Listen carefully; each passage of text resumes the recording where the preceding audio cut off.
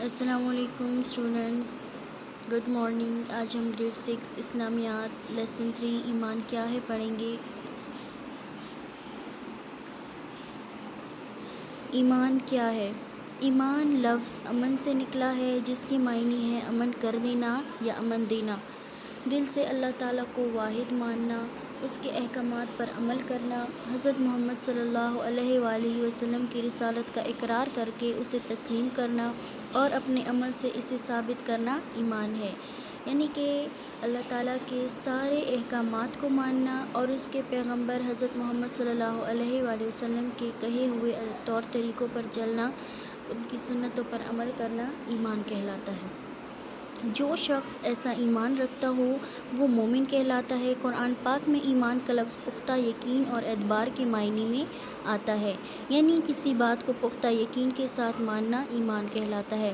اسلامی تعلیمات کے مطابق ایمان کے کچھ خاص اجزاء ہیں جن پر یقین رکھنا ضروری ہے۔ ان میں سے کسی ایک پر یقین نہ ہو تو ایمان مکمل نہیں ہوگا۔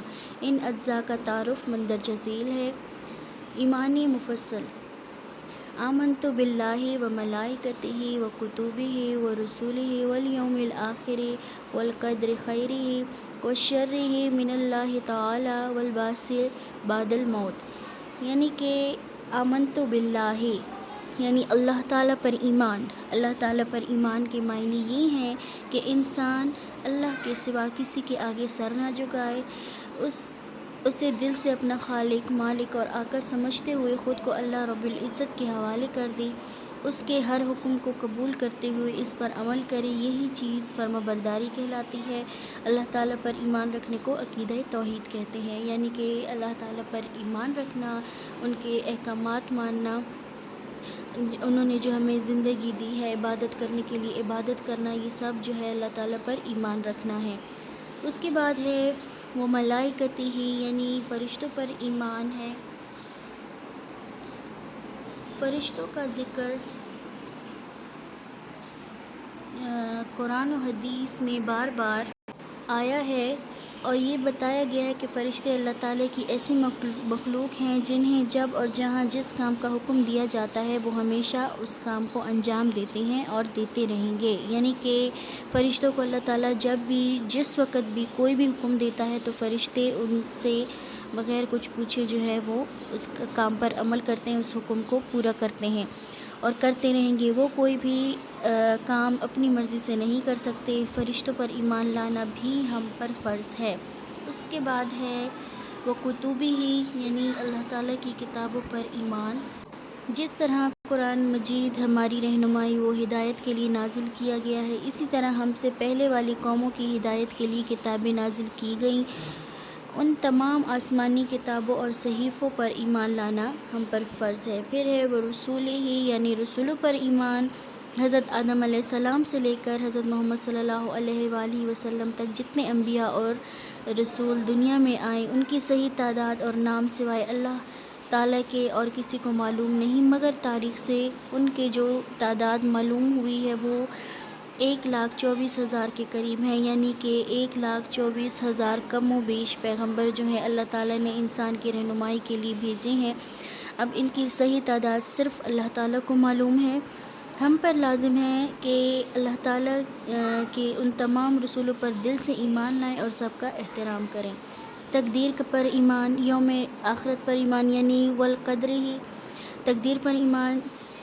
جس نے اسلام قبول کیا، کلمہ پڑھا اور دل سے اللہ کو اپنا خالق و مالک مانا، اس پر لازم ہے کہ وہ اپنی تقدیر کے معاملے میں بھی اللہ سے راضی رہے اور اس بات پر ایمان رکھے کہ جو کچھ اس کی زندگی میں پیش آتا ہے وہ اللہ تعالیٰ نے اس دنیا میں آنے سے پہلے لوح محفوظ پر لکھ دیا ہے۔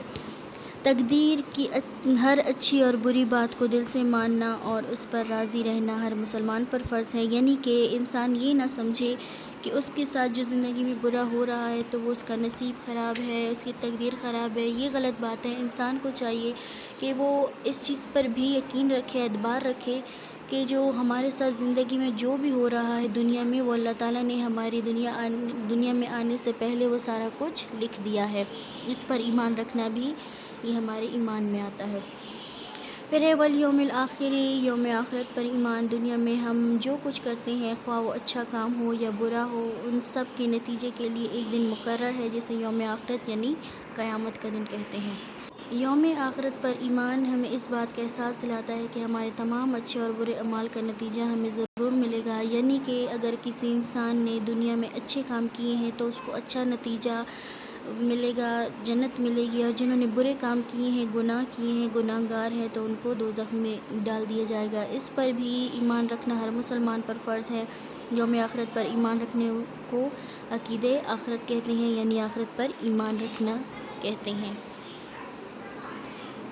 پھر اس کے بعد ہے والبعث بعد الموت، یعنی مرنے کے بعد دوبارہ زندہ ہونے پر ایمان۔ ہمیں اس دنیا میں عارضی زندگی دے کر ایک امتحان دینے کے لیے بھیجا گیا ہے، یعنی کہ اللہ تعالیٰ نے ہمیں اس دنیا میں اپنی عبادت کے لیے، اچھے کام کے لیے، نیک کام کے لیے بھیجا ہے۔